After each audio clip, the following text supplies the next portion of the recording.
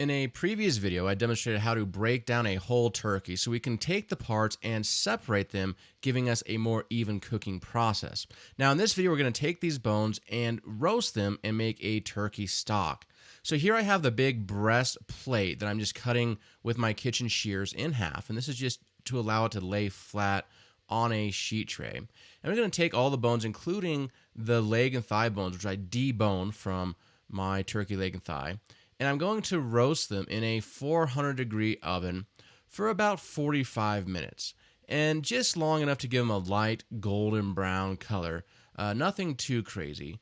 And once they are a light golden brown color, I'm going to remove them from the oven and place them in the bottom of a stock pot. Now here I'm using a 3-gallon stock pot, which is perfect if you have the carcass of one turkey.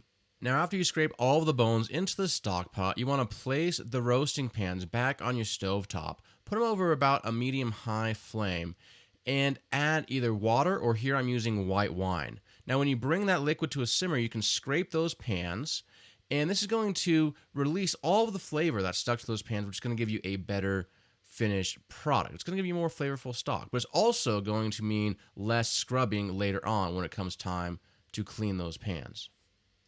Pour the deglazing liquid into the stock pot with the bones, and then add aromatics. In this case, we're going to add classic mirepoix, which is carrots, celery, onions, and also a couple of bay leaves. And I like to use dry thyme in my turkey stock. Normally, I'll use fresh thyme in most of my stocks, but specifically, I love the pungency that dry thyme gives to my stock on Thanksgiving.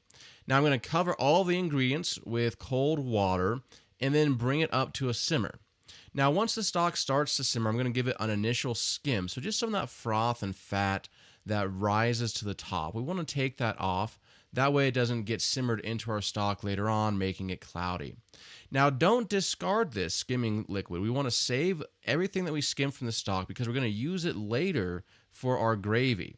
Now, cover with a lid and simmer. Here I'm simmering overnight over the lowest heat. And then I'm going to strain the next day. So about 12 hours for your turkey stock overnight. And then pass the larger particles through a colander. Here I'm just using a large mixing bowl that fits the colander. And then once I've removed all of the bones and the aromatics, the carrot, celery, onions, I'm going to then pass this through a finer strainer to get out all the particulate matter.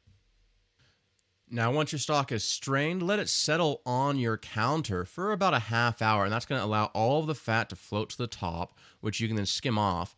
Now, if you want, you can also place this in your fridge and allow it to cool overnight, and then the fat cap that floats to the top, you can just pull off easily.